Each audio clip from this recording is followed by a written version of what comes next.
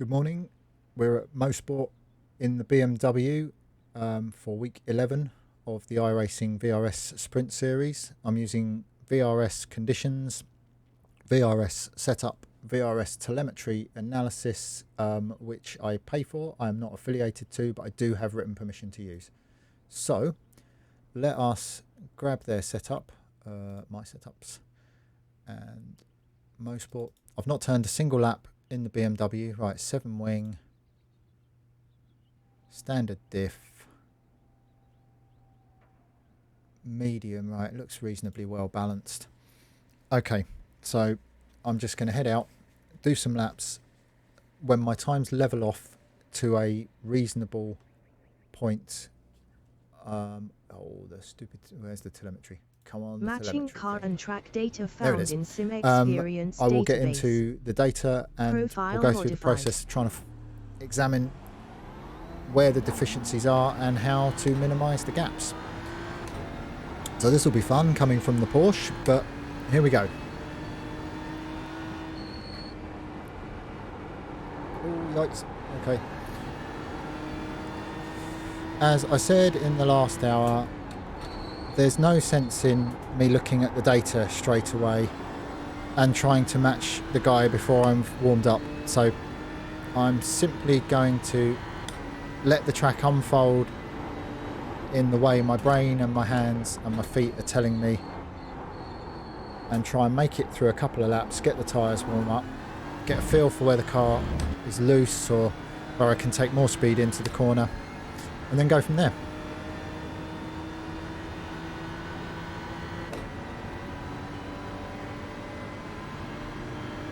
Quite a different tone, obviously, to the Boxster engine. Oh, yikes.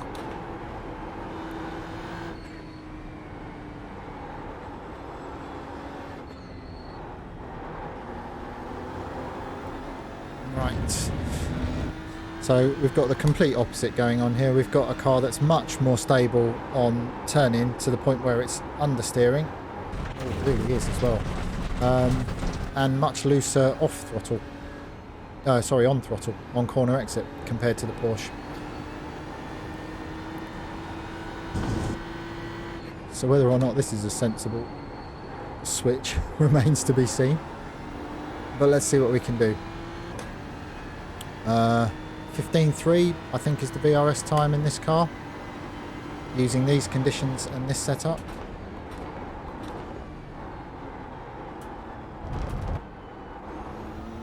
Oh, that's as close as you want to get to the edge of the road. I'm probably about 150 laps down across yesterday and now this morning in the Ferrari, the Porsche and now the BMW. So I know where the track goes. It's just a case of becoming used to the differences in the race cars. Feel the big old front engine wanting to pull the car offline.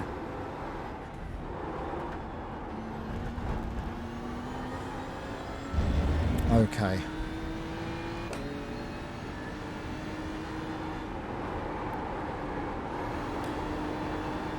I mean, it might as well be completely starting from scratch again. It is that different.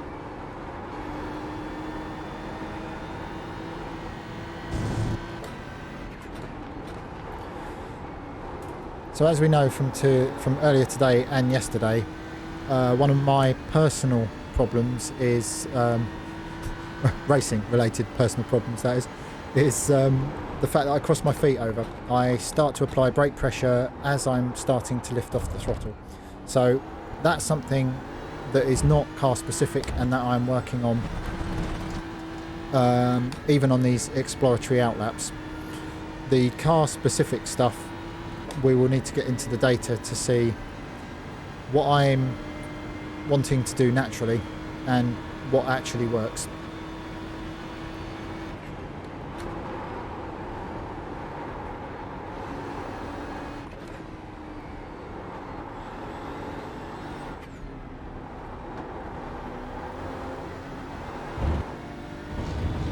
Okay, 16.6. So not altogether shabby. And we're up now, look. So this car, understandably, with the engine up the front, pushes the nose much more. The Porsche wants to swap ends at the rear. This car trends towards understeer, even with the VRS set. So straight away I'm turning in a bit earlier and sort of allowing for the fact that it's going to slide on me.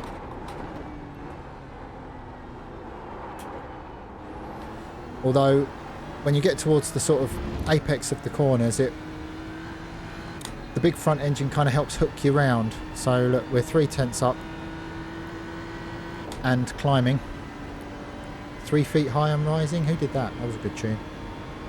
Anyway, focus, laser focus.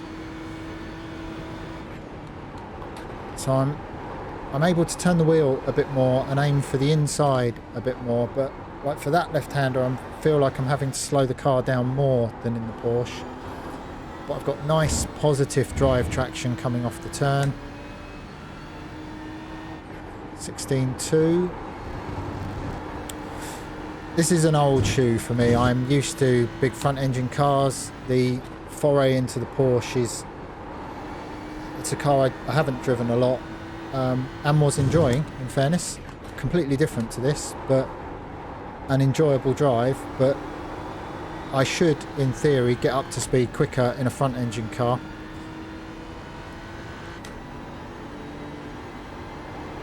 Yeah, easy flat down the hill there where I was struggling with that in the Porsche. More difficult on the entry to MoS, but the car's got a nice turn and drive grip off the corner.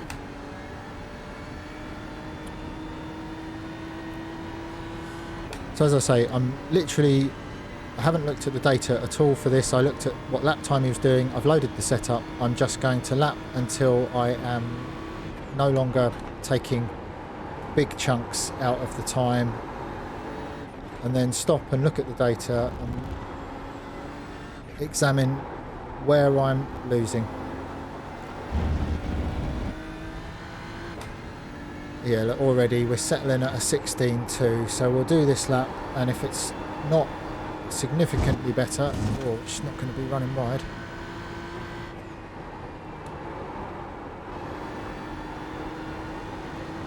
That felt alright.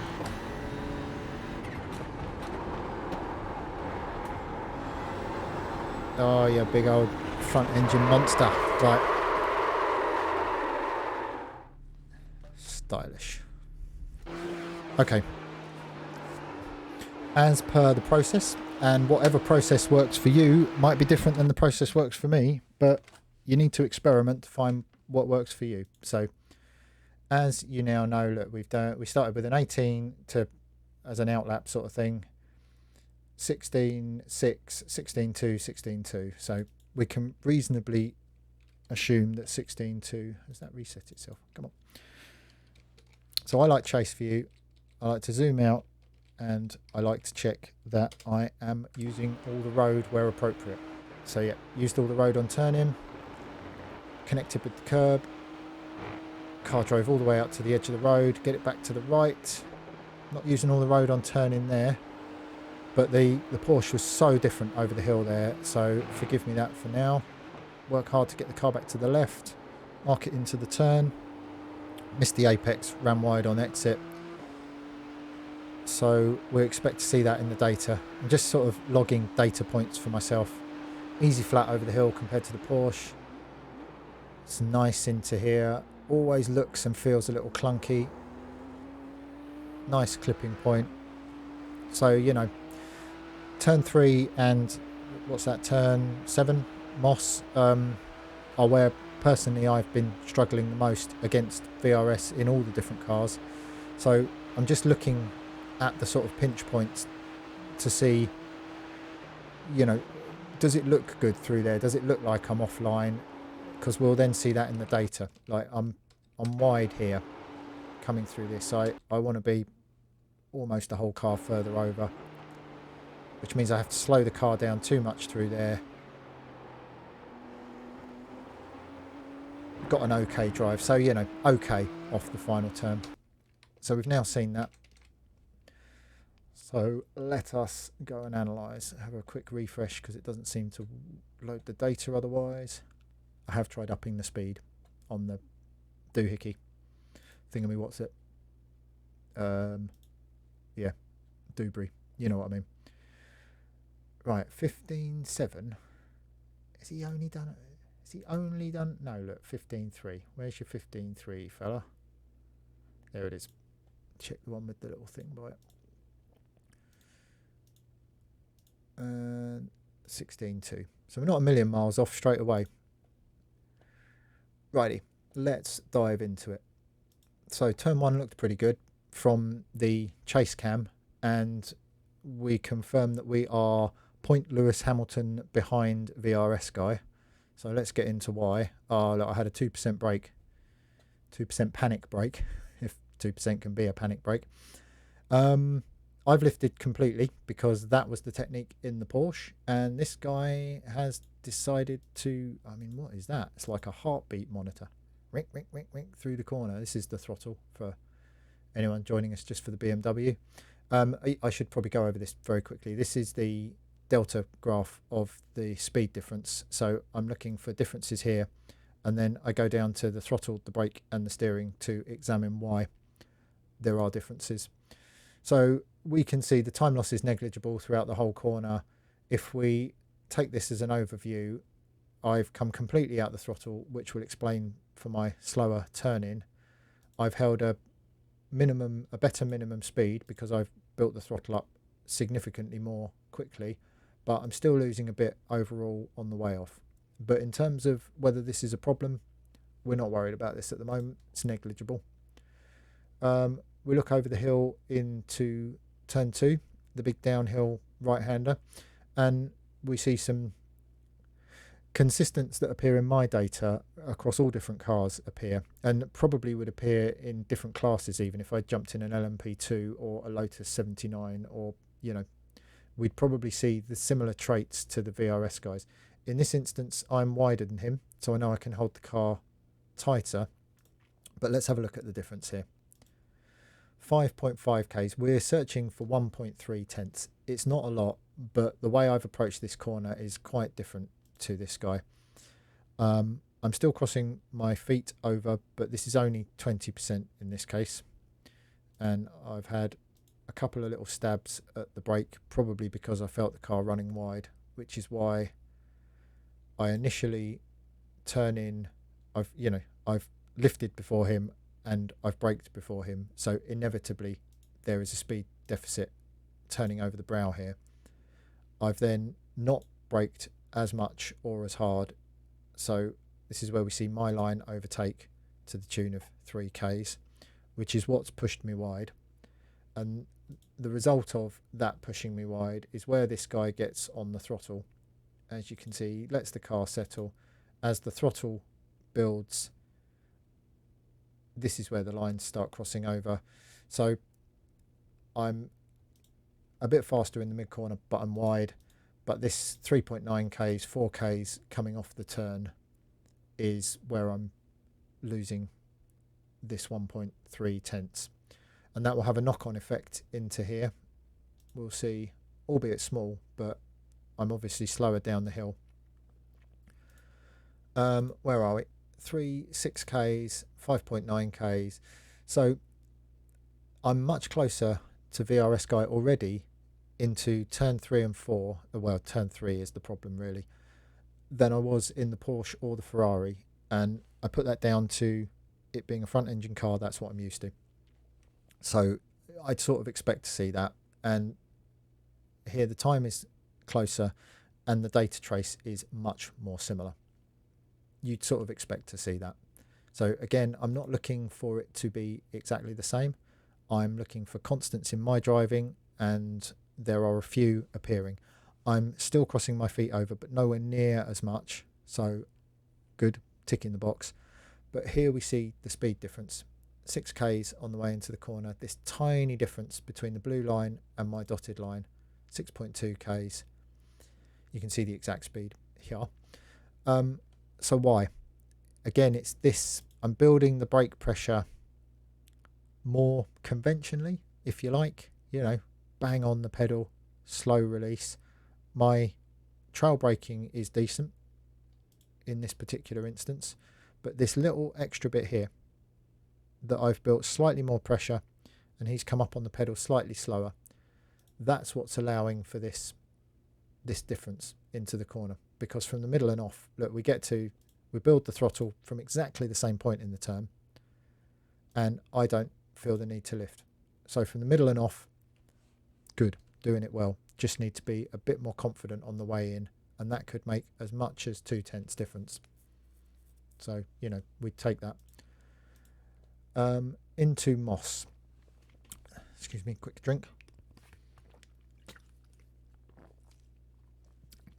Unlike the Porsche, I'm now being a super brave boy, and I'm sailing the car further down the hill and further off into the corner. But there's a consequence of that. You can see here that I am, rather than being like 10 or 15 Ks deficit at this point, which I was in the Ferrari and the Porsche when I started, I'm now quicker. But the result of this is I've hit the brakes. I'm not crossing over the pedals anywhere near as much, so big old gold star on the board for me. But look at the difference in the braking curve, and seemingly it doesn't.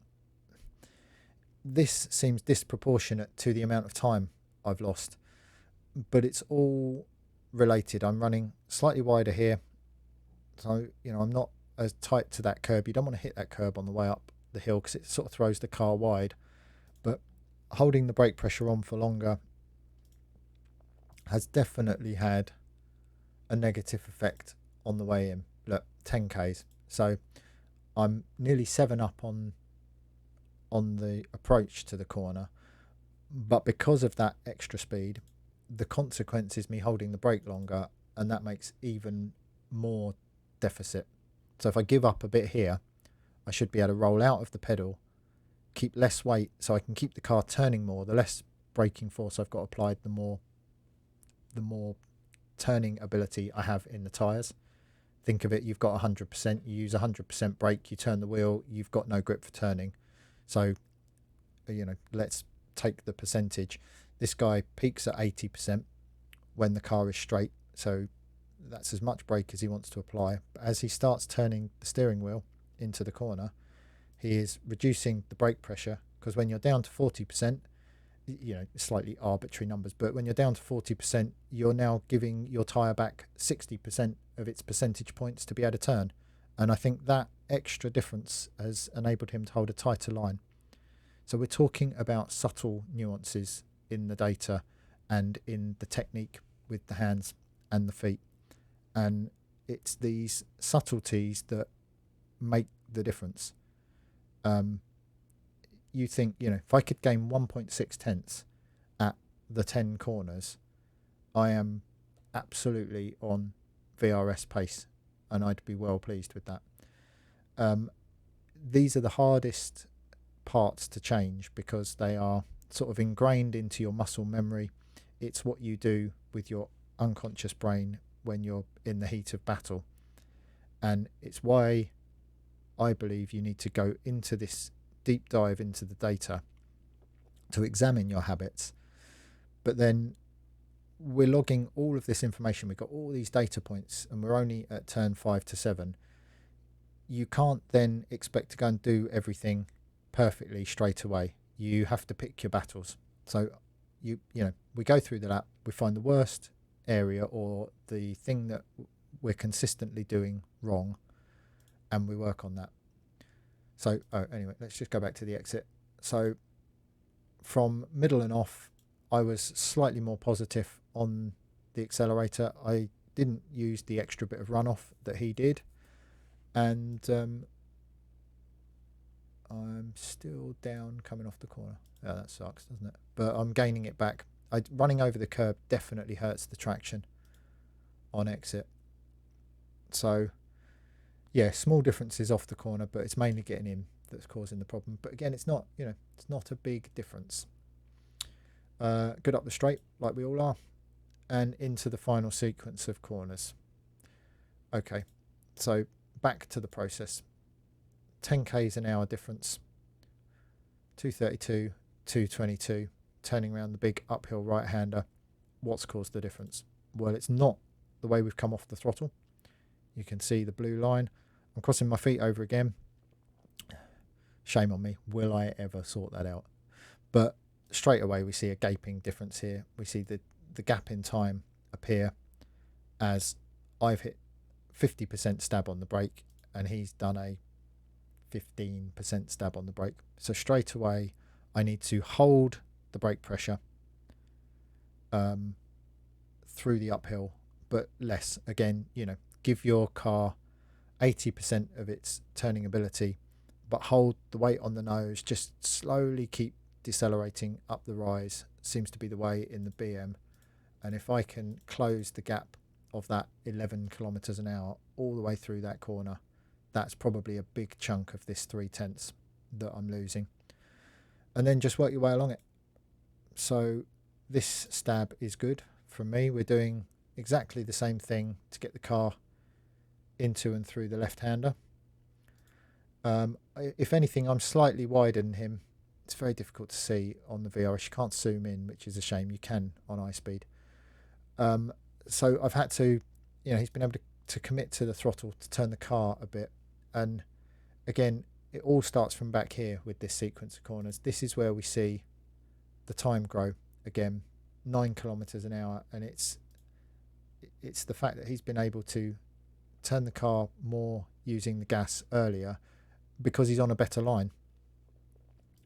And then we head down into the final corner and the run off the turn seems decent. So again, we're looking for 9/10. What have we learnt from this data and what do we go and work on? Well, to reiterate what I've said when I go through the Porsche and the Ferrari, I'm not looking to emulate exactly what this guy's doing. I'm looking to use his comparison data as a benchmark to what is achievable if I can coordinate my hands and my feet and my line and all the things I need to do to float the car through the corners more efficiently, better, more on the edge of grip. But I need to pick my battles. So turn 1 I'm doing okay. Turn 2 I know I'm being a bit of a wuss over the hill and it's affecting me on the runoff. I'll log that and I'll try that, but I'm not super worried about that. As is always the case around this track with me, and it might be different corners with you, I am consistently bad at turn 3 and turn 8 to 10. So again, that's going to be my focus. I'm consistently in all cars building the brake pressure a bit too quickly on the way into 3. So I'm going to go out for this run to do 3 things. I'm going to, well, 4 things. I'm going to drive exactly the same way as I have been round the majority of the lap. I'm going to focus on not crossing my feet over because that's pushing the car into the corner. I need to work on that until I'm not doing it any longer. I'm going to specifically focus on this entry of trying to brake slightly softer and carry more speed in. And then I'm going to work on taking more speed up and through this final sector of track.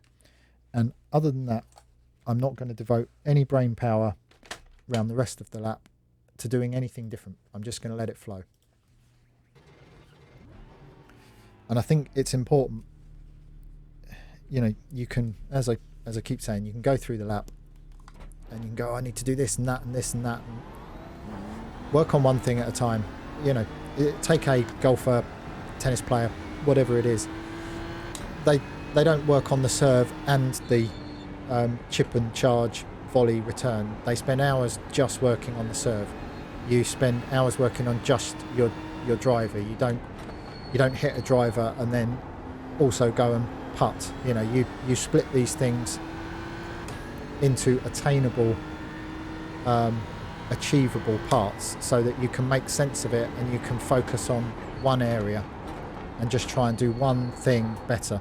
And if that means you mess up the rest of the lap or you're slow around the rest of the lap, but you come out at the end of 10 laps being better in the key areas that you've been working on, happy days. Right, hands and feet, and boomsy daisy, let's go. So I'm going to let the tyres warm up rather than try and be a hero on the out lap. But you know, I can work on the principles. I know what I'm trying to do now. I'm trying to roll through here that was close to the edge of the road liner. More efficiently. Yep, we already gained a bit of time off. Right, so again, just do this however I've naturally been doing it, because this is not the problem corner at the moment. Try and sail the car off a bit deeper into there, get a bit more exit speed. It's okay, right. Build the brake pressure a bit slower. Got in there a touch hot, it's fair to say.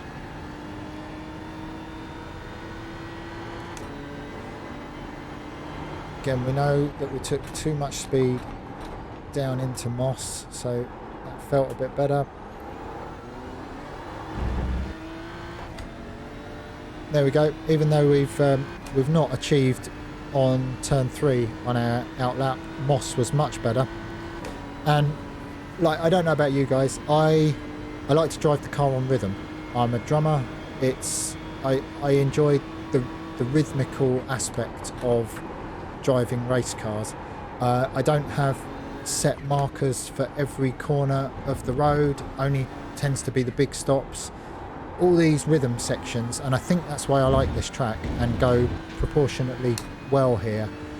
It's the rhythm, the timbre of the entire track, you know, the engine revs when you get to a certain place, and you know you have to, you know, you lift off by the noise the car's making and all, you know, all that sort of thing. That's what I think is one of the keys to consistency. It's being able to drive the car without thinking about it too much and on this rhythm. So, you know, the whole lap becomes all we're wide for the first time today though, so you know, the whole lap becomes your, you know, your song, your performance piece, if you will. And if we keep the music analogy going, in order to go quicker, you need to up your tempo. That might not necessarily mean braking later. It might mean braking slightly less hard in the same place. It might mean turning the steering wheel slightly more aggressively so that you just make the front bite a little more, which will result in the car kicking at the rear. And you know, it's becoming used to the new rhythm that you need to drive at. And you know, I think that's what these super quick guys do. They just have a better rhythm. They're nearer the edge of the you know, the edge of what's possible, and they have driven on that edge for long enough that that's normal to them.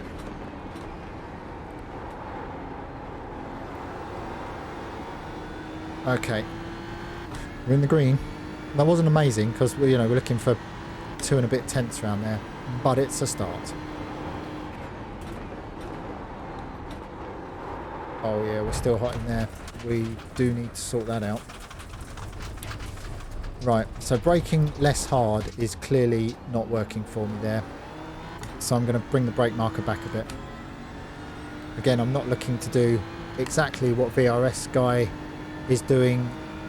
I'm looking to replicate his results, and however that works with my rhythm is what I'm trying to achieve here. Right, we know that less but more constant braking through there seems to work. Oh, a bit of a wuss into the final corner. You really don't want that inside curb there. Okay, let's go. Let's be better.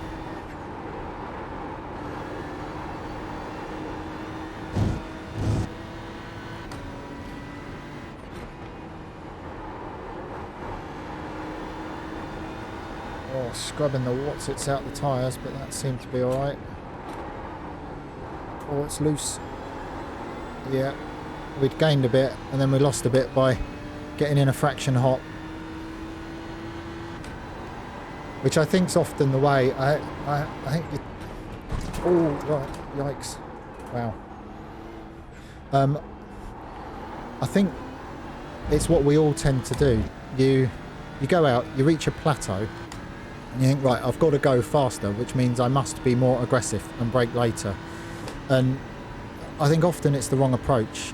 If you can brake in the same place but roll out of the throttle, roll out of the brake a little more, or just not brake quite as hard, and just creep the entry speed up but still maintain the right clipping point and the right exit, you've gained a bit on the way in, but you're still on the right line for the way out. I think it's it's tempting just to think, right, be aggressive, get up on the wheel, shake the wheel hard, brake hard, all of that stuff, when you watch a qualifying lap with any of these Formula 1 guys, and yes, the cars are different, but they are fingertips on these race cars. It's ultimate finesse.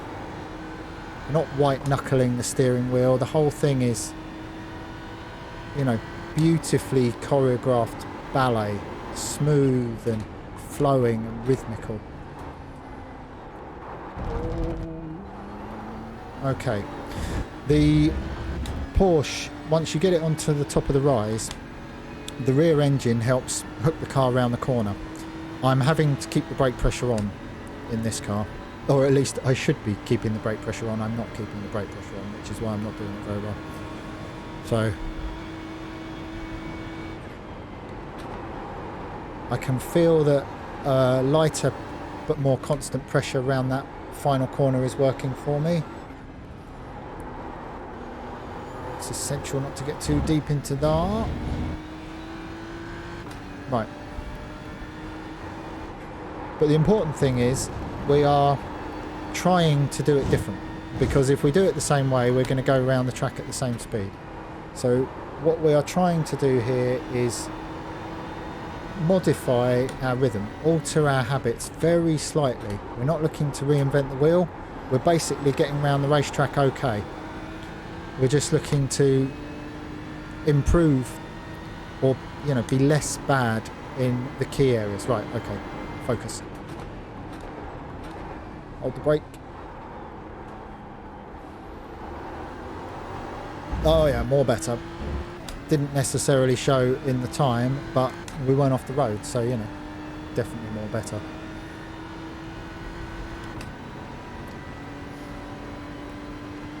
So this is where, in an ideal world, you want to go out, do 5 laps and have found 3/10 and come back, look at the data and pat yourself on the back. We're definitely wide into there, which means compromising the left. It really seems like in all cars, giving up the left-hander to set yourself up for the final turn is the fastest way round. Clearly, if you've got somebody on your backside in a race, they can block past you down the inside into the final corner. I know, because I've done it and I gloated about it. So yeah, running through that corner a bit wider if you're defending, and then that's the front of the car skating away. Right, let's get a new set of boots and go again. Maybe talk less while we're trying to drive. So yeah, what we're trying to do to find an ultimate fast lap, and the sort of lines required to effectively be able to keep someone behind you in a race, or even look to attack somebody without slowing yourself down massively. We're talking about 2 slightly different things, and I've said it before and I'll say it again. If you fluff a lap, practice being offline. Like I imagine I've got a guy on the outside of me, so I can't turn in at the same point. So how much do I have to lift to get the car off? How much do I have to modify my braking on my line to hold the car wide in MoS? Could be the difference between you having an accident and not having an accident. And in an ideal world, it's nice to have a load of buddies to head out on the track with, all go out as a group and practice the racecraft side of things. But you can still do some of that work by yourself. Like I can practice turning in late here. What does that do to the car? Hold it wide. How much more do I have to slow it down to get through here? Just having that knowledge under my belt could pay huge dividend in a race. Right, okay, we're attempting not to be rubbish. The fronts still aren't quite ready.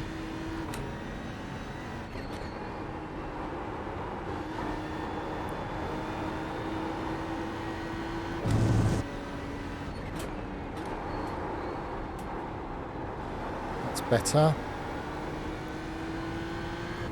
Yeah. You can feel it when it's better, and it's confirmed in the time. Right, tricky MoS. Oh, the BM actually rides the inside curb. None of the other cars seem to like that.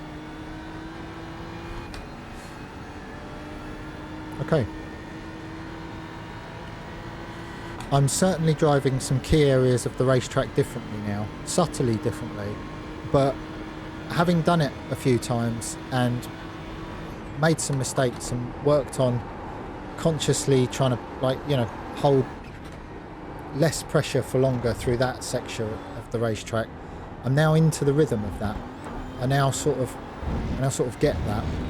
So that's a good platform to start building the next level of understanding with. Oh, nice. That worked out okay.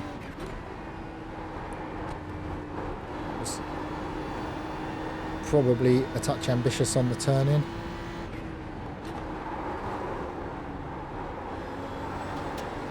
Yeah, car slid too much in the middle of the corner. See, you know, you jump in deeper on the brakes, but it hurts you all the way from the middle and off. You feel like you're going faster because you're, you know, on the way into the turns, but more smoother, more better.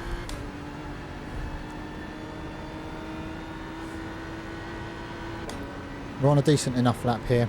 I made a 15.8 in Ferrari, made a 15.9 in the Porsche, and I will be hoping to get in the 15s in this thing. Yeah, better.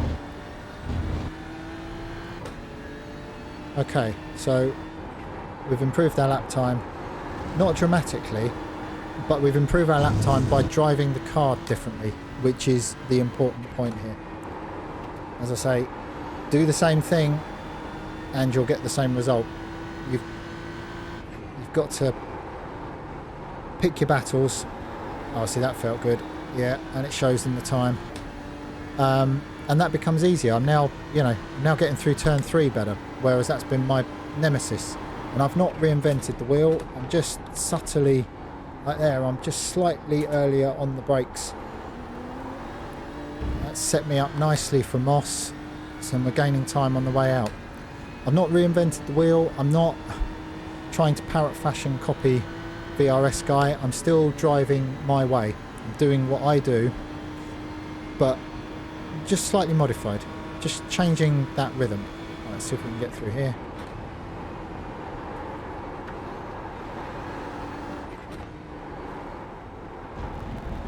It's not ideal.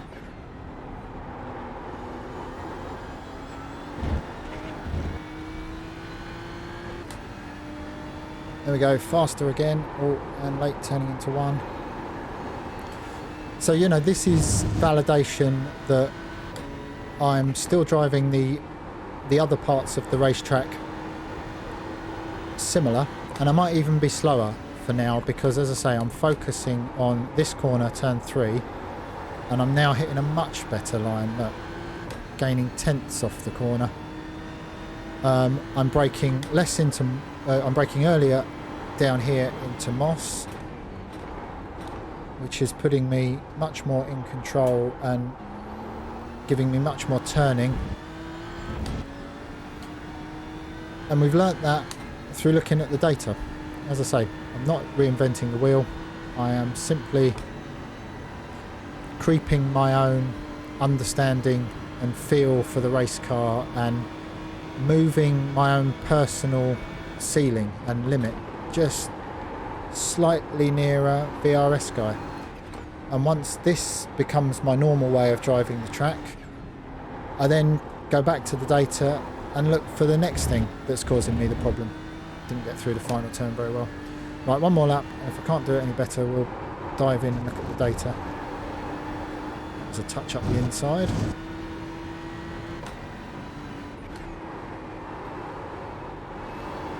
Yeah, too much speed over the hill. Got a good exit though. And too much sliding. Right, let's go look at that data. We've reached a point, like, I don't know about you guys, I see so many people just pound round the racetrack and they don't really seem to have any plan. If I keep driving, I will go faster. Yeah, okay, maybe. I think you need some sort of plan as to what you're looking to achieve. So I'm going to go back and do my process. So I like looking at the lap. So here we go. Spot what's good, spot what's not. Again, hooked up with the curb nicely.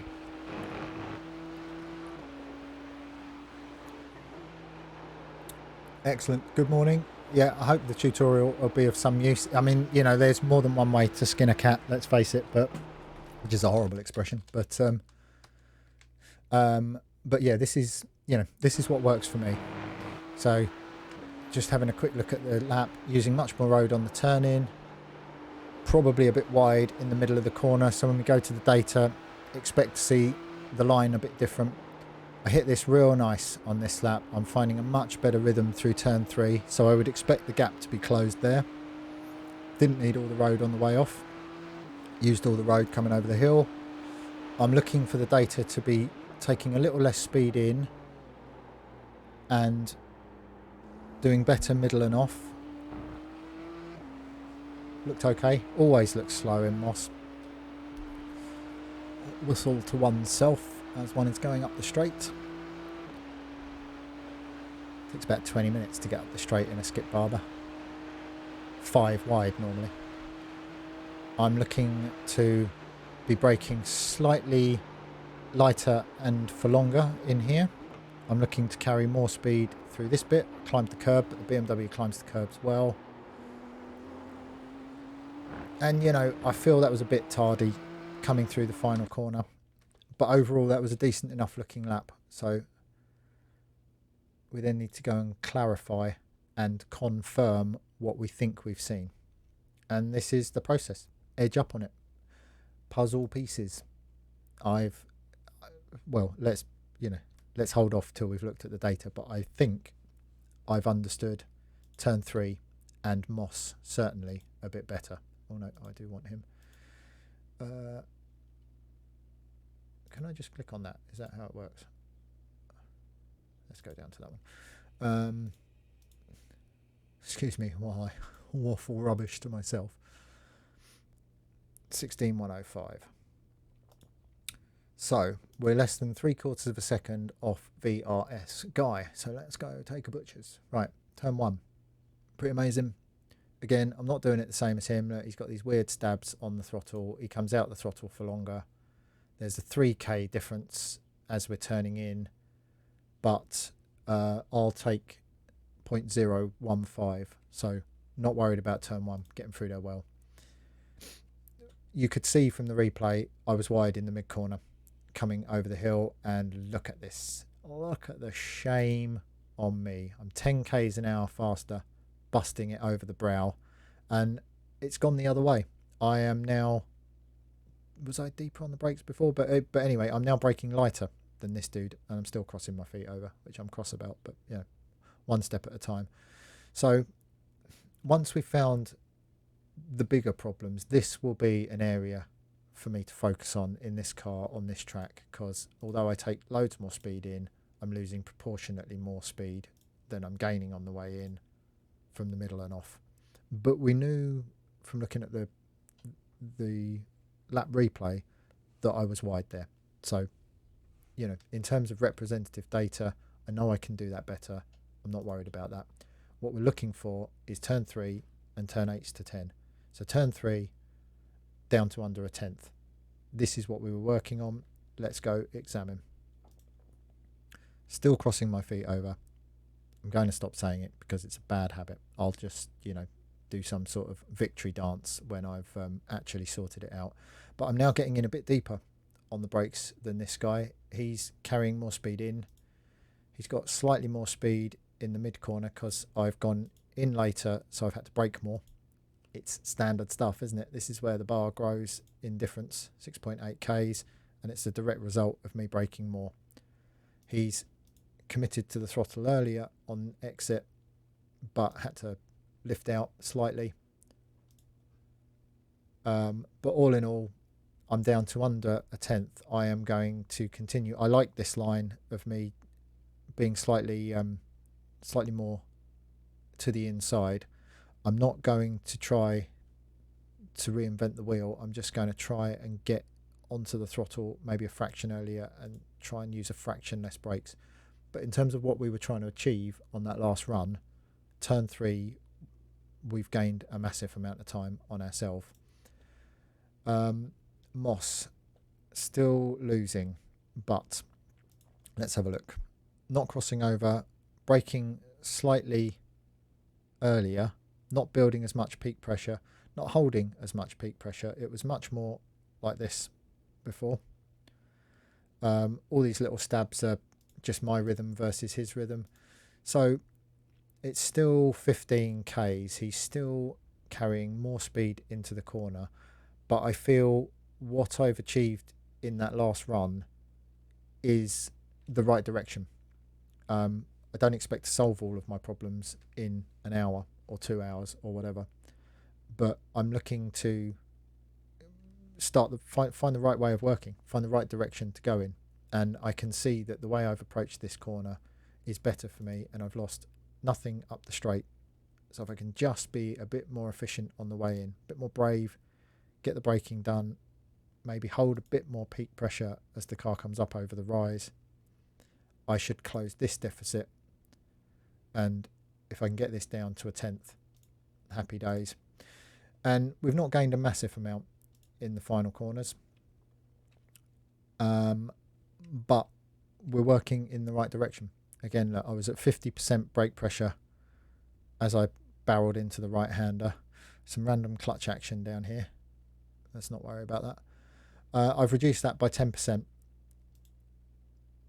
That's better. I'm holding the brake for longer, but I'm trailing off. So all of this is starting to look more similar.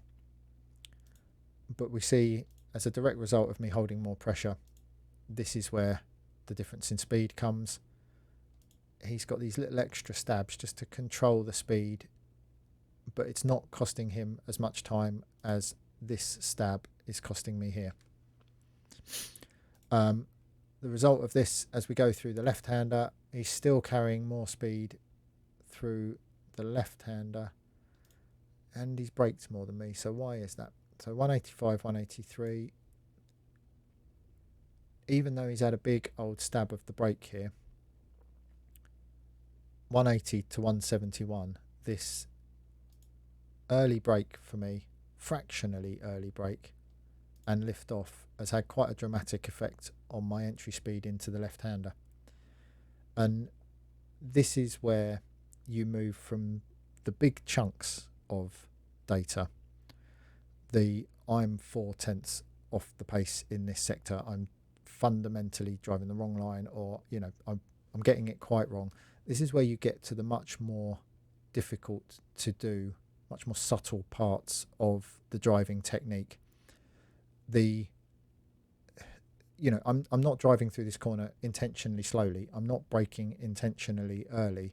This is where I feel the limit is, to either I'm about to lose the rear, or I'm feeling that the car is going to run wide in the mid corner. All of these things. This is the area where it's the rhythm you drive and the subtle things you do with your hands and your feet. For example, you may turn the wheel too quickly, too aggressively, and take the car past the slip angle, and that can send you pushing the nose, which makes you think I'm running too fast into the corner. What I need to do is I need to brake more. Well, if you brake more and continue to turn the wheel with the same speed and to the same angle, you're then adding an amount of brake force.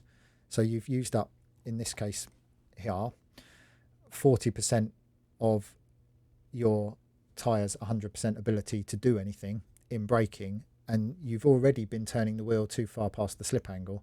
So you can slow down more but exacerbate the problem of running wide.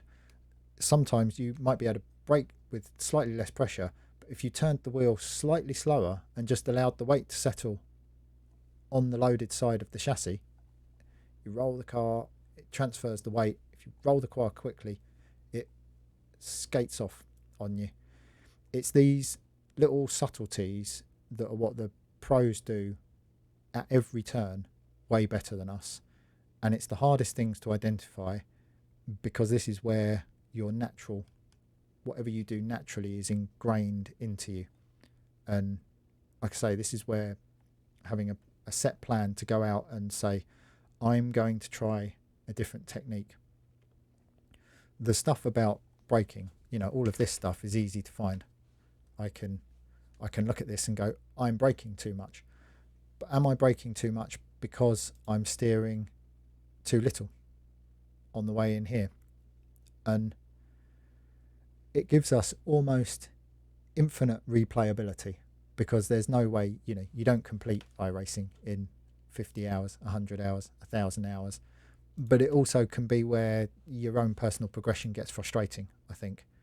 Like, you know, we can see at this point where my steering trace changes dramatically to him. I'm not turning the wheel as much, and I'm braking more. I'm carrying the car in on the brakes, and then I never really catch that up. I'm applying more steering lock here because I've rolled off the brakes, and I'm faster at this point of the corner, albeit marginally.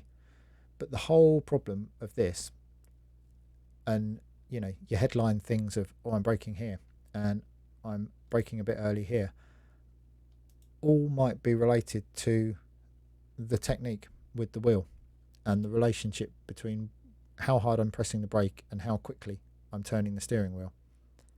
But frankly, that is a much deeper, more complex, more involved, more personal subject to every driver, and something that takes, you know, a lot of unpicking and a lot of practice. So I would say for now, I shall do one more run, see if I can take what I've learned and get faster, see if I can get this 0.7 down and get into the 15s. Then I'll be in the 15s in all cars, while I attempt to summarise my inane wafflings. So yeah, to go back to the beginning, jump in a car, maybe look at the lap time, don't worry too much about what the data's telling you. Oh, turn the thing on, try not to hit the pit wall. Go do what you do naturally, complete some laps at whatever pace using your natural style, because your natural style is what comes out when you race, your unconscious brain. So just go have at it, level off, make sure your telemetry recording's on, obviously. Go examine the data, go through the entire lap to look for constants, look for the differences between you and your reference lap, be that VRS or whatever your reference lap is. And then go back over it and pick out, you know, however many things you can cope with. I can cope with a couple of different things. I'm trying to not cross my feet over. I'm trying to brake slightly differently into a few key corners. If it means doing it one thing at a time, if you can cope with 3 things at a time, you've got to find what works for you. But the key is to have some sort of process. Like I say, I do my laps, I wait until my green laps level off. I then look at the replay from chase cam to see what sort of line I'm on, which gives me some sort of reference to the slightly random dotted line and blue line that you get on VRS. Get the nose in, use the gas. Yeah, okay.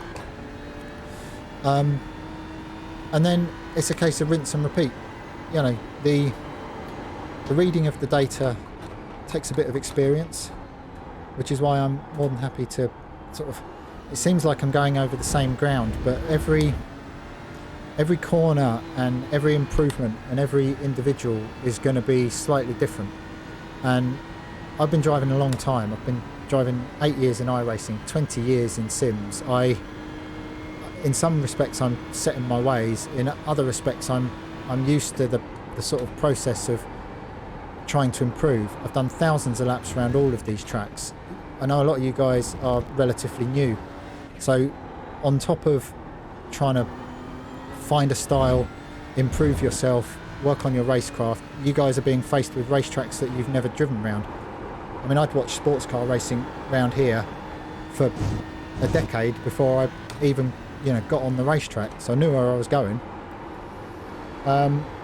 So yeah, you know, my process and the fact that there are certain things that I can short track, if that isn't what happens for you, that doesn't matter. Your journey is what it is. You are however far down the road that you are. I was at that point at some point, and I've worked through it. I think the key is to set out a structure, as I say, have some sort of plan. And like, if you're not in the mood, if you're not feeling it, if you jump on thinking, right, I really need to get better, and it's been a crap day at work or whatever it is, and you're not feeling it, you're probably on a hiding to nothing. You need to be, whether it's half an hour, 2 hours, however long you've got, if you're in the mood to work on the self-improvement side, to go through the process of looking at your data and then potentially going out and being a bit all at sea while you're trying different stuff, and you know, it can be frustrating, but I would say persevere, try and find, it helps to have buddies. As part of the on the Twitch is I've got a little Discord where I've got some written blurb about some of the basics of car control and dynamics and ergonomics and all of that sort of stuff, but it, you know, it gives you a few buddies to ask questions, to lean on, to chat about the same sort of thing. You know, lots of people just want to go racing, but I know there are lots of people out there that want to improve, and you get presented with this VRS and they're like, yeah, you can have expensive lessons with a pro who you don't know whether they are on your wavelength, or whether they're 8k and are a brilliant teacher, or whether they're 6k and are, you know, like, who knows, without trying. So all I'm trying to do is sort of show you a process and maybe provide a bit of motivation to get people out of their current rut and working in a direction that will give them some improvement, show them some light at the end of the tunnel, challenge them to do something different. And as always, if anyone has any questions, I'm still wide into that. I need to sort that right out. Earlier turn in there is definitely working for me. So yeah, we've learnt quite a few things. Even though I'm not in the 15s yet with this car, we've learnt quite a bit today. But I'm more than happy to field questions, or, you know, never short of an opinion, and it is only my opinion.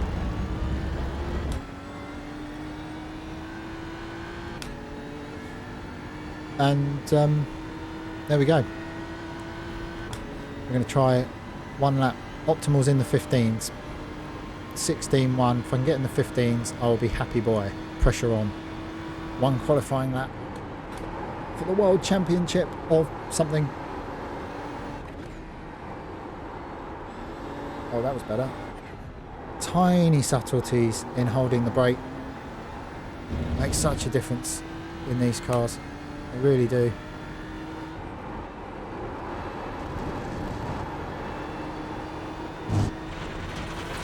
There's a touch close to the limit. Right, let's not be rubbish over here.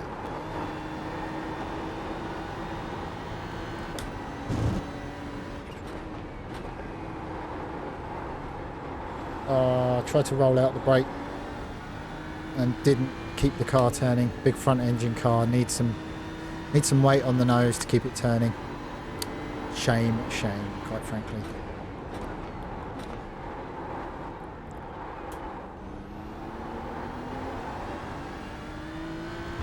Yeah, good run off the corner. So in terms of what I've learned in this session, I'm moving in the right direction. I've found the right path in turn 3. I just need to do it enough that I can do it consistently and then do it in a race. I've done some driving offline. Still all at sea a bit turning in there, which is really messing up the rest. But we've learnt a thing. We've moved forward. We are better than when we started, and that's a bonus. Right, last lap. Terrible start to the last lap.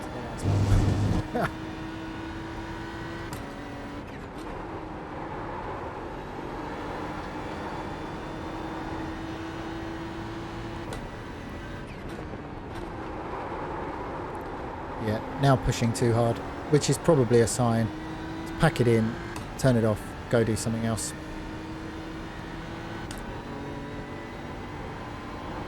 Might go and practice doing a cartwheel. Quite fancy being able to do a cartwheel. Could result in injury. Okay, I'll have one more attack of the final sequence. So yeah, if you guys are getting any value and enjoying it and have not clicked follow, I'd appreciate if you do. It's always handy to have some support. And I will keep doing this sort of work for the GT3 class and other classes for the end of this season, into next season and beyond. Oh, that worked out nicely. And we didn't finish with a flourish and we didn't finish with a 15, but we learnt a thing. So let's have one more look at the fast lap. And then we can all go about our business. 16-1. I'll take it. Let me know how you get on when you get in the chair. Use the camber on the inside of the first corner. Do turn 2 better than I do, because I've yet found I'm still running too wide in the mid corner there. Nice early turn into turn 3 helps. There seems to be, if you look very subtly, it seems to sort of go proportionately more uphill just as you turn in. It's slightly off camber, this corner, so yeah, I like that line personally. I think that it's safe, it works, it will not promote dive bombing from the people behind me in the race.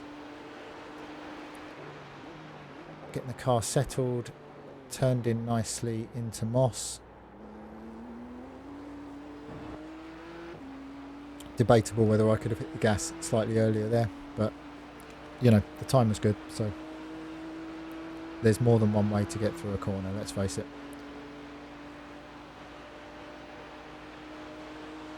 The setup to me feels slightly towards understeer as well.